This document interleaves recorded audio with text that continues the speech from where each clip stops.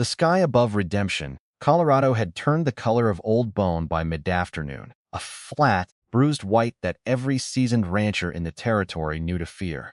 Snow was coming. Not the gentle, forgiving kind that dusted fence posts and melted by morning. The kind that buried men alive. Clara Whitmore didn't care. She hauled her carpetbag up the wooden step of the stagecoach with both hands, ignoring the driver's outstretched help, and dropped onto the bench inside, with a breath that fogged in the cold air. She had exactly $43, a one-way ticket to Denver, and a name she could never say aloud again in this town without someone spitting at her feet. Whitmore. Her father, Elias Whitmore, had built half of Redemption with his bare hands and destroyed the other half with his greed. The cattle wars of 1878 had left 3 men dead, 2 ranches burned to the ground, and 1 family, the Callahans, with nothing but scorched earth and a debt of hatred that had never been repaid. Clara had been 17 when it happened, 22 now, and still paying for it. She pulled her traveling cloak tighter and stared at her hands. She was the last Whitmore left in Redemption. Her father was dead. Her brother had run to California, and she had stayed. God help her. She had stayed until the bank finally foreclosed on the house and left her with nothing but the clothes on her back and a ticket she'd bought with the last of her savings. The stagecoach lurched as another passenger climbed aboard.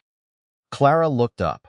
The man who ducked through the doorway was tall enough that he had to angle his shoulders sideways to fit. He wore a dark trail coat dusted with the first flurries of snow, a low-brimmed hat, and the kind of jaw that looked like it had been carved rather than grown. He settled across from her without a word, dropped a leather saddlebag between his boots, and pulled his hat down over his eyes.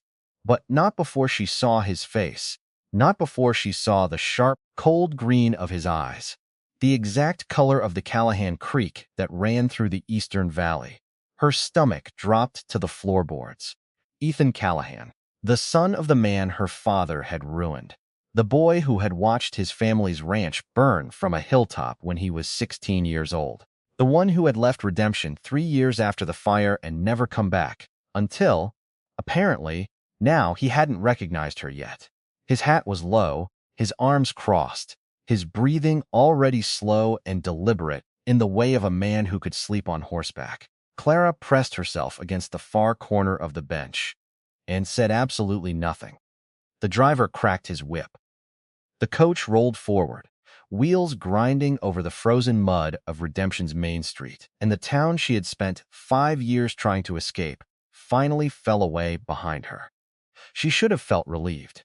Instead, she watched the snow begin to fall in earnest outside the window and felt something cold settle in her chest that had nothing to do with the weather. They were 2 hours out of Redemption when the storm hit. It didn't announce itself.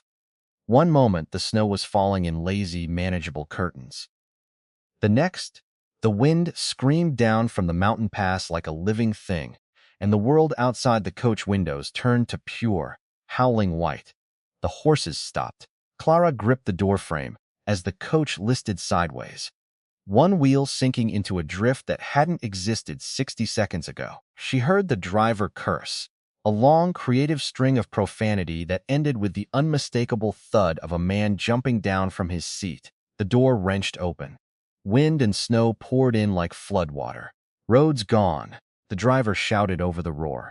"Can't see 20 feet. We make for the Harker station, half-mile back up the slope, maybe less." "On foot? On foot?" Clara stared at him. "You're welcome to stay in the coach, miss. I'll send someone back for your body in the spring." She was on her feet before he finished the sentence. The man across from her, Ethan Callahan, who she had been carefully not looking at for 2 hours, was already standing, saddlebag over one shoulder. He stepped past the driver and out into the white without a word, and Clara scrambled after him before she could think about the wisdom of following a Callahan anywhere. The cold hit her like a physical blow. Snow packed against her face, her throat, the inside of her collar. She couldn't see the road. She couldn't see her own feet. She grabbed the back of Ethan Callahan's coat without thinking and he didn't shake her off. He turned his head just slightly. In the howling white, she caught a glimpse of his profile.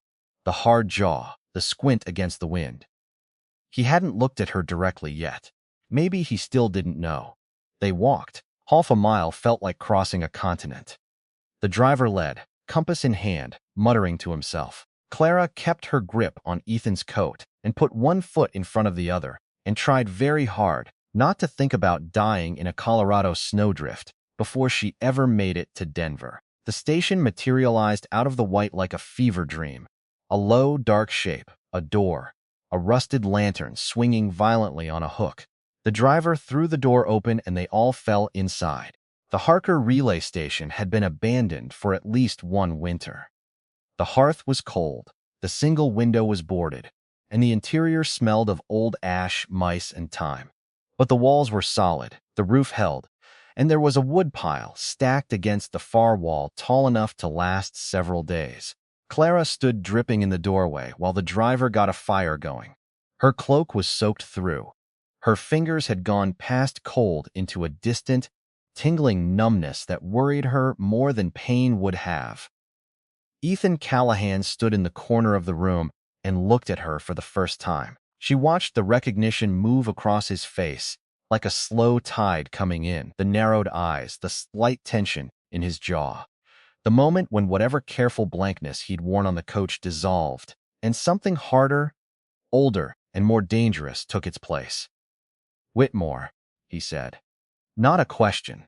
The driver looked up from the fire, glancing between them with the wariness of a man who could read the temperature of a room. "Callahan," Clara said. Her voice was steady. She was proud of that. For a long moment, neither of them moved. The storm screamed against the walls of the station. The fire caught, throwing orange light across the rough-hewn planks of the floor, and Ethan Callahan looked at her with those cold green eyes and said nothing at all. Then he crossed to the woodpile, picked up 2 logs, and set them on the growing fire without another word. The driver, a weathered, practical man named Gus, who had clearly survived worse than feuding passengers, produced a tin of hardtack and dried beef from his coat and set it on the floor between them with the diplomatic neutrality of a man who wanted to keep all his teeth. "Road won't clear for 2 days minimum," he said. "Maybe 3. We stay put and stay warm, and nobody does anything foolish." He looked at both of them with extreme meaning. When he said the last part, Clara sat down on the floor near the fire, tucked her knees to her chest, and stared at the flames. She could feel Ethan Callahan's presence on the other side of the hearth like a brand pressed close to skin. Not touching, but impossible to ignore. Outside, the storm settled in like it owned the mountain. Gus fell asleep around midnight, wrapped in his coat by the fire, snoring with spectacular conviction. Clara stayed awake. She'd tried to sleep, but the cold that had seeped into her bones during the walk refused to leave entirely, and every time she closed her eyes, she heard the wind and felt her heart rate climb. She didn't hear Ethan move, but she felt the shift in the room when he sat down a few feet away from her. Closer than before, not close enough to touch. "You're shivering," he said quietly. "I'm fine. You've been shivering for 4 hours." She turned to look at him. In the firelight, with his hat off and his coat open, he looked younger than she'd expected. Not softer. There was nothing soft about Ethan Callahan, but younger. She could see the boy she remembered in the lines of his face, the 17-year-old who had stood at the edge of town after the trial and looked at her father with an expression that she had never been able to forget. Not rage. Something worse than rage. Something quiet and permanent and certain. "Why did you come back?" she asked. It was the question she'd been holding since the coach. He was quiet for a moment. "To sell the land? The Callahan parcel? I thought the county seized. They seized the buildings, not the acreage." His voice was level, careful. "There was a deed my father had filed that my mother found last year. 20 acres in the Eastern Valley, free and clear." He looked at the fire. "It's worth something now. Enough to set her up properly." Clara thought of Mrs. Callahan, a thin, quietly fierce woman she had seen exactly 3 times in her life, always at a distance, always with that particular dignity of someone who refuses to be seen to break. "Is she well?" Clara asked, surprising herself. Something shifted in his expression. "Well enough." Silence stretched between them. Not comfortable, exactly, but not hostile in the way it had been a few hours ago. Something was softening in the particular way that cold and darkness and exhaustion wear down the sharp edges of old anger. "I'm sorry," Clara said. He turned to look at her, really look at her. "For what exactly?" His voice was careful, not cruel, for all of it. She met his eyes. "I know that's not enough. I know saying it doesn't give you back the ranch or the years or anything. But I've been carrying it for 5 years, and I am leaving this territory, and I may never see another Callahan in my life. So I am saying it. I am sorry for what my father did to your family." The fire popped. Gus snored. The storm hammered the roof with the patience of something that had all the time in the world. Ethan looked at her for a long time without speaking. "I know it wasn't you," he said finally. The words came out rough, like they'd been sitting at the bottom of a well for a long time. "I knew it then, too. Doesn't mean I could look at your name without." He stopped. "It wasn't you," he said again, as if that settled something. Clara nodded and looked back at the fire. Her shivering had slowed. She wasn't sure if it was the warmth or something else. A new problem. The roof of the station, burdened by a night's accumulation of snow, developed a crack along the north-facing beam sometime around dawn. It wasn't catastrophic, not yet. But Gus climbed up to inspect it and came back down with a face that Clara didn't like the look of. "Needs shoring up before nightfall," he said. "If she goes in the night, she goes on top of us." There were tools in the station. Old, rusted, but functional. The problem was the timber. The only pieces long enough and stout enough to brace the damaged beam were in a lean-to outbuilding 20 yards from the station door. 20 yards that might as well have been 20 miles in a whiteout. Ethan looked at Gus. "How long will it take to get them?" "2 trips, maybe 3. Gus's tone suggested he'd assessed his own ability to make those trips and wasn't entirely confident. Clara watched Ethan tie his scarf around his face, pull on his gloves, and look at her with an expression that she was starting to learn. Steady, assessing, not unkind. "Stay by the fire," he said. "I can help." "You can. But you were half frozen last night, and I need someone in here keeping the fire stoked or we freeze when we come back." He held her gaze. "Can you do that?" It was a practical division of labor. It was also, she realized, the first time he had addressed her as something other than a problem to be managed or a name to be endured. "Yes," she said. He and Gus went out into the white. Clara fed the fire, watched the door, counted her heartbeats, and told herself firmly that she was not frightened for Ethan Callahan's safety. She was frightened for both of them, for all of them. Because they were stranded in a blizzard, and that was a reasonable thing to be frightened about. On the third trip, Gus came back alone. "He slipped," Gus said, breathing hard, snow caked to his eyebrows, "on the step of the lean-to. He's all right, I think, but his ankle. He can walk, barely." Clara was through the door before Gus finished speaking. The cold hit her again, vicious and immediate. She kept her eyes on the shape emerging from the white. A dark figure, moving with a careful, deliberate gait that told her. Immediately he was hurting more than he would admit. She reached him and put her shoulder under his arm without asking permission. He looked down at her, startled. "Come on," she said. He came.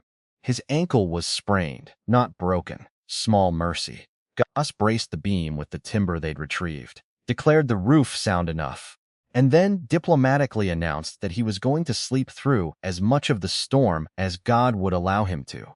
That left Clara, sitting beside Ethan Callahan with his boot off and his foot elevated on his saddlebag, wrapping a strip of cloth, torn from her petticoat, around his swollen ankle, while he stared at the ceiling with the rigid dignity of a man who found being helped nearly unbearable. "You can stop looking like I'm removing an arrowhead," she said. He glanced down at her. The firelight played across his face, and she was close enough now to see the faint scar along his jaw. A thin, pale line that she didn't remember from before. "Where did you get that?" she asked before she could stop herself. She touched it with 2 fingers, the briefest, most accidental gesture, and both of them went very still. She pulled her hand back. "Bar fight in Cheyenne," he said. His voice had gone slightly rough.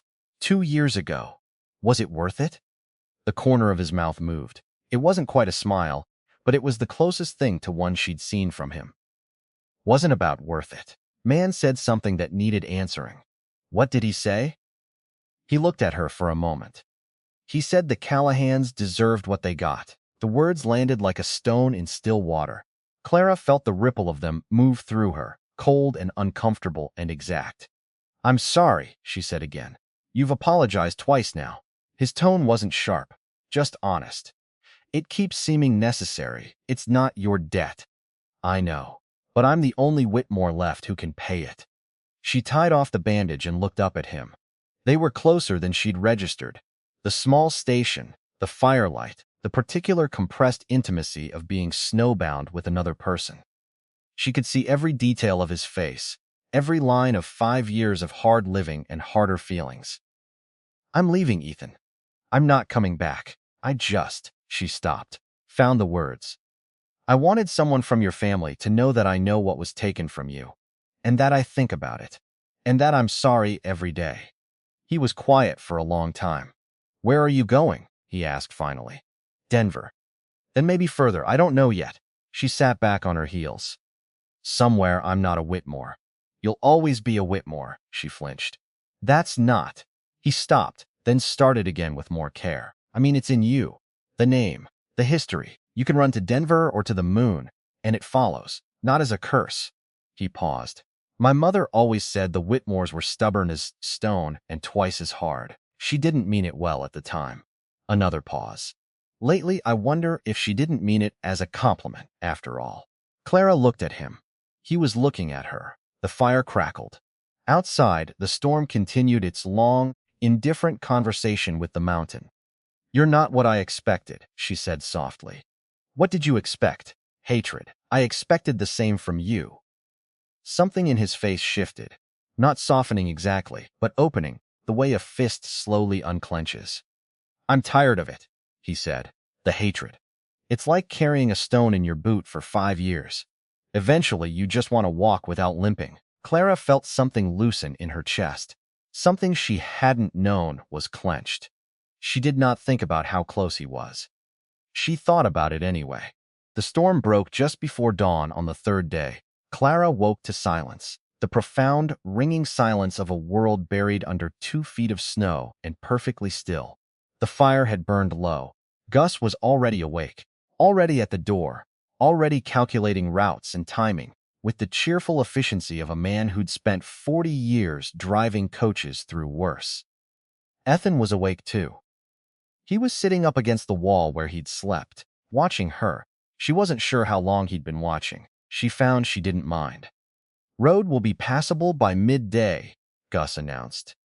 "I'll dig out the coach, work back toward the road. Might have us moving by early afternoon, a few hours." That was all they had left. Clara stood and smoothed her ruined traveling cloak and did not let herself think about that too carefully. She was going to Denver. He was selling 20 acres and going, where? She didn't know. She hadn't asked. She did ask now. "Back to Wyoming," he said. "My mother has a house there, small but solid." He paused. "She'll be glad to have the money from the land. Will you stay in Wyoming?" He shrugged, and it was the first unguarded movement she'd seen from him. The shrug of a man who genuinely didn't know. No reason to, particularly. "I've been moving around a good deal. Haven't found a place that stuck." Clara thought of Denver, of the nothing she had waiting there. No family, no friends, no plan beyond escape. She knelt down to fold the strip of cloth she'd used for his bandage. Her hands moved automatically, while her brain did the arithmetic of everything she was not going to say. She wasn't going to say, "I haven't been able to stop thinking about the line of your jaw in the firelight." She wasn't going to say, "3 days ago I was afraid of you, and now I'm afraid of losing sight of you." She wasn't going to say any of it, because she was a practical woman and he was a Callahan, and she was a Whitmore, And Denver was a clean start, she said. I hope Wyoming suits you. He reached out and caught her wrist. Not hard. Barely a touch. She stopped moving. Clara. Her name in his mouth, her first name, he'd never used it. It sounded different from the way anyone else said it. Careful, and a little like it cost him something. She looked up. I'm going to be in Denver in 2 weeks, he said. There's a land office there, for the deed transfer. I'll be there 2, maybe 3 days. Her heart knocked against her ribs with embarrassing enthusiasm. Is that so? She said. I thought you might. He stopped, tried again. The unguarded quality was back, the shrug quality, like the armor had slipped. I don't know a soul in Denver, and you're starting fresh somewhere new. It occurred to me that both those things might. Yes, she said. He blinked. Yes, she said again more firmly. I will meet you at the land office, or wherever you like. I will, she laughed, and it surprised her the sound of it in this old smoke-stained room.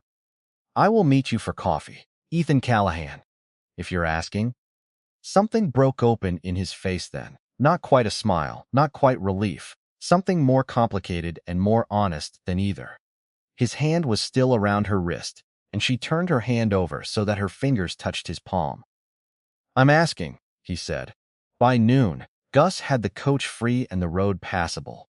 They loaded into the stagecoach in the thin, brilliant sunshine that follows great storms. The sky absurdly blue, the snow covering every surface in a white so pure it hurt to look at directly. Redemption was behind them. Denver was ahead. Clara sat across from Ethan Callahan, the same seats as before, the same positions, and nothing at all the same as before. He sat with his injured ankle propped carefully, and his hat pushed back and his eyes open, watching the white landscape move past the window, with an expression that she was learning to read, thinking, planning, not unhappy. She thought about the weight she'd carried out of redemption. The name, the history, the long, slow debt of her father's sins. She thought about what Ethan had said. It's in you. It follows. And how he hadn't meant it as a sentence. It follows. But so does everything else. The stubbornness. The capacity to stay when staying was hard. The ability to look a Callahan in the eye after 5 years of guilt and say I'm sorry and mean it with her whole chest. Maybe there were worse things to carry forward. Ethan turned from the window and caught her looking at him. He didn't look away. Neither did she. Outside, the snow-covered peaks of the Colorado Rockies rose and fell against the sky. Ancient and indifferent, the same mountains that had watched cattle wars and burned ranches and grudges carried like stones across decades. They didn't care about the Whitmores or the Callahans. They didn't care about old feuds or new starts or two people sitting across from each other in a bouncing stagecoach. Something tentative and stubborn and alive, growing in the narrow space between them. But they did survive the storm. The stagecoach rolled on toward Denver, and somewhere in the Rockies, in the burnt-out husk of a relay station already disappearing under new snow, the fire they had built together was still glowing. Small, persistent, refusing to go out.